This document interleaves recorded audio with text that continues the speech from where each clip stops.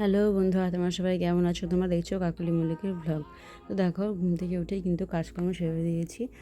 আর দেখো, আকাশ দিয়ে একটা হেলিকপ্টার যাচ্ছে, তাই ভাবলাম ওটাও ভিডিওর মধ্যে তুলে নিই। তো ঘরটার ঝেড়ে উঠানটা ঝেড়ে ঘর মুছে নিচ্ছি সব ঘরেই। এখন আমি ব্রাশ করে নেব, আর কিছু জামা কাপড় রয়েছে দেওরের, বোনের, মেয়ের, আমার, ওগুলো ধুয়ে নেব। আর হচ্ছে দেখো, আমাদের বাড়ি থেকে কিন্তু পুজোর প্যান্ডেল দেখা যায়।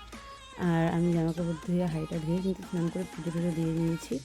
আর দেখি চা বানানো ছিল, শাশুড়িমা চা বানিয়েছিল, আমার জন্য রেখে দিয়েছে। ওটা চাটাই খেয়ে দিয়ে সেদ্ধ ভাত আর হচ্ছে আমি রুটি বানিয়ে ফেলেছি, ওদেরকে রুটি আর আচার দিয়ে দিয়েছি। আর আমরা সবাই সেদ্ধ ভাত খেয়ে নিয়েছি, আমি, মেয়ে আর শাশুড়িমা। আর প্রচুর ডাঁকাগুলো কাটা ছিল, তো ডাঁকাগুলো ধুয়ে আমি বসিয়ে দিলাম আর ভাত বসিয়ে দিয়েছি। আর আমি এদিকে দেখো, ওয়ালে জলটাগুলো উঠিয়ে ওয়ালগুলো একদমই ভেঙে দিই একদম। আর বাসনগুলো রেখে দিয়েছি, বাসনগুলো ধুয়ে নিয়েছি, ঘরটা কোনো রকম গুছিয়ে নিয়েছি। এখন মেয়েকে আমি ঘুম পাড়িয়ে দেবো, আর ভাতের দিকে নামিয়ে দিয়েছি। আর মেয়েকে ঘুম পাড়িয়ে দেওয়ার পরে আবার রান্না বসিয়ে দেবো। এখন মেয়েকে ঘুম পাড়িয়ে দিয়ে এখন সবজি টবজি কেটে নিয়েছি, সবজি কেটে কিন্তু আমি রান্না বসিয়ে দিয়েছি। দেখো, সয়াবিন আলু কোয়াশ দিয়ে আজকে পেঁয়াজ রসুন দিয়ে করবো। আর এদিকে কিন্তু কচুর ডাঁগাটা আমি আগেই সেদ্ধ করে রেখেছিলাম, ওটা পরে সাম্বার দিয়ে দেবো। আর হচ্ছে বড়া বানিয়ে নেবো, মেয়েকে স্নান করিয়ে নিয়েছি, মেয়েকে খাইয়ে দিয়েছি। এখন বড়া ভেজে সবাইকে ভাতটা দিয়ে আমি নিজে ভাত বই কিন্তু আমি খেতেও বসে পড়েছি। আর দেখো, আমি খাওয়া দাওয়া করে তারপরে কিন্তু এখন প্রায় 4টার মতন বাজে। এখন গ্যাস ট্যাস ভালো করে মুছে তারপরে কিন্তু কুয়ার পাড়ে বাসনগুলো পড়ে রয়েছে, কুয়ার পাড়ে বাসনগুলো ধুয়ে ধুয়ে নেবো। তারপরে কিন্তু আমি মেয়েকে ঘুম পাড়িয়ে দেবো। আর দেখো, তোমাদের সাথে অনেকদিন ধরেই ব্লগ শেয়ার করা হয় না, তাই ভাবলাম তোমাদেরকে একটু ব্লগ শেয়ার করে দিই।